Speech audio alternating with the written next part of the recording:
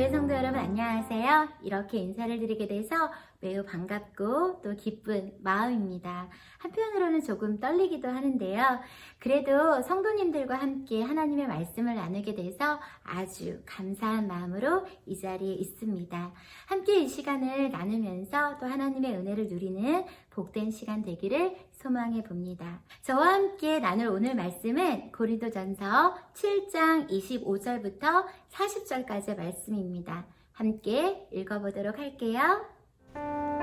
처녀에 대하여는 내가 주께 받은 계명이 없으되 주의 자비하심을 받아서 충성스러운 자가 된 내가 의견을 말하노니 내 생각에는 이것이 좋으니 곧 임박한 환난으로 말미암아 사람이 그냥 지내는 것이 좋으니라.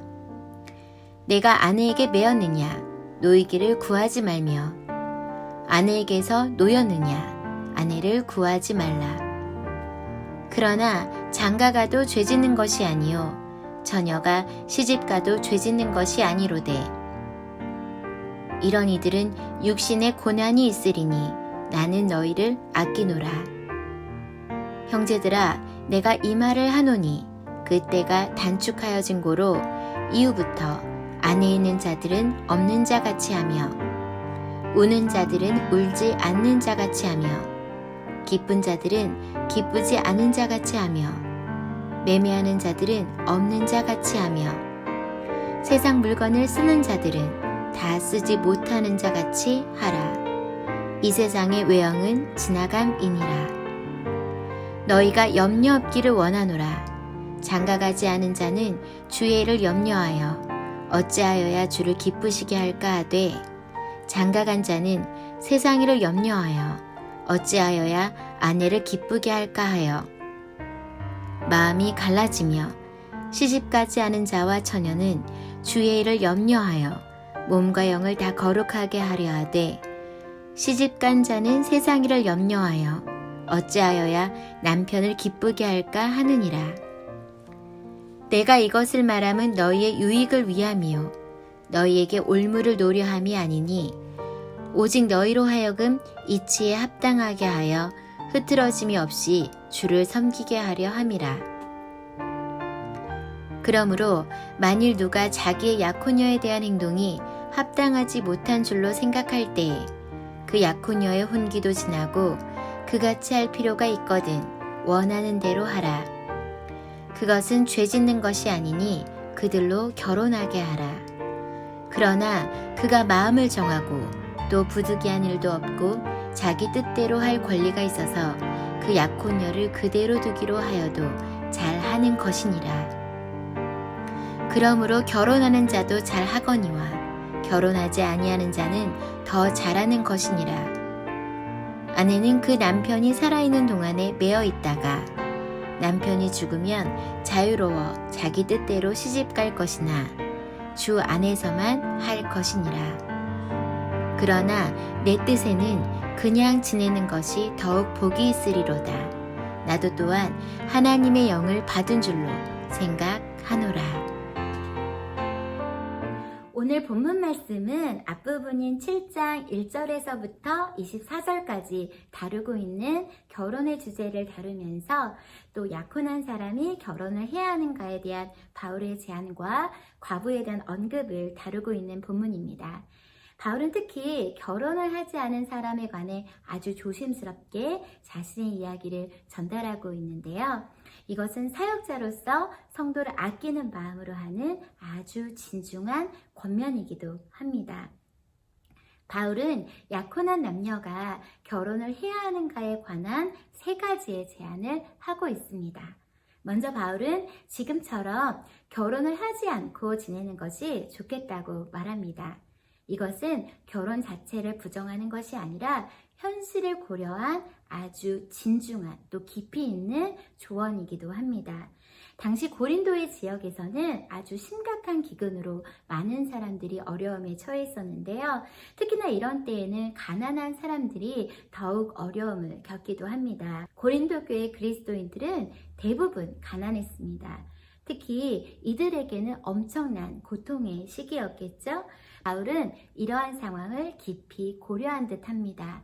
이렇게 어려운 경제 상황에서 성도들이 결혼을 한다면 많은 어려움에 직면할 수 있기 때문에 이미 결혼을 했으면 어쩔 수 없지만 결혼을 하지 않았으면 굳이 하지 않는 것이 좋겠다고 한 것입니다. 그렇다고 바울은 결혼 자체를 부정을 하진 않았습니다.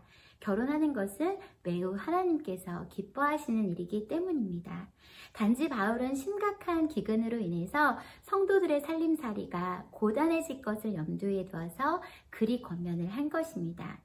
두 번째로 바울은 그 때가 단축되었다면서 때를 언급합니다. 이 때는 어떤 때를 말하는 것일까요? 네, 바로 주님께서 재림하는 그 때를 말하는 것입니다. 예수님의 십자가와 부활의 사건은 역사의 마지막에 있을 심판과 구원을 담고 있기 때문에 종말의 시작을 의미합니다. 예수님께서 다시 오셔서 그 모든 것의 완성을 이루실 텐데요. 그렇기 때문에 우리 믿는 성도들의 오늘은 종말의 시작과 완성이라는 그 사이에 놓여져 있는 시간입니다.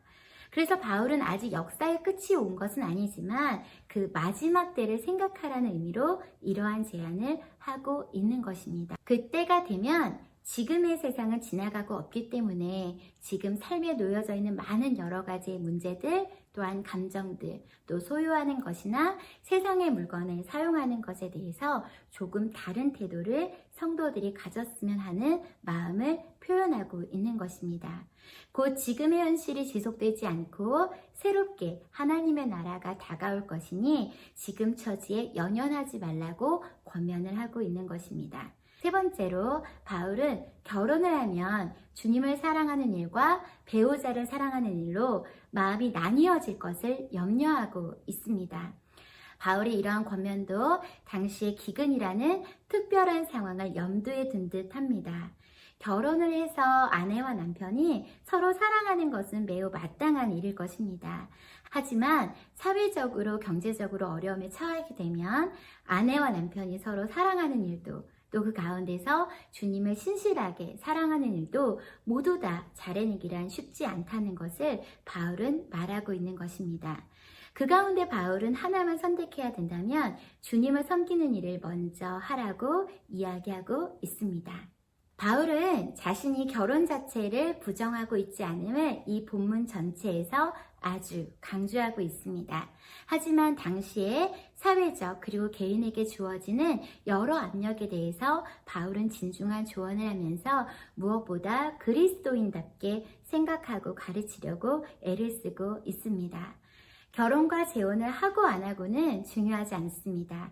어려운 가운데 바울은 결혼이나 재혼을 안 하는 삶을 제안하고 있는데요. 그 이유는 이 모든 것보다 더 중요한 것은 바로 하나님의 부르심이기 때문입니다. 본문 7장 24절에 바울은 이렇게 말하고 있습니다. 형제들아, 너희는 각각 부르심을 받은 그대로 하나님과 함께 거하라 라고 바울은 말합니다.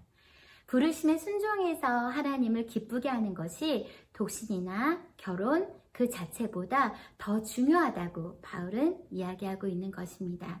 결혼을 포함해서 우리의 삶은 조금도 예측을 할 수가 없습니다. 또 내가 생각하는 바대로 진행되는 일은 거의 없기도 합니다.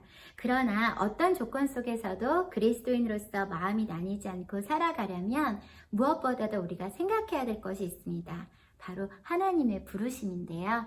그 부르신 자리에서 또 나의 모든 것을 아시고 나의 형편을 아시는 하나님과 함께 친밀히 교제를 나누는 우리가 되어야 될 줄 믿습니다. 그 친밀함을 누리면서 하나님과 함께 손을 잡고 우리에게 놓여져 있는 많은 문제들을 헤쳐가며 또 그것을 이겨가며 하나님이 주시는 힘과 소망으로 살아가는 저와 우리 모두이기를 간절히 소망해 봅니다.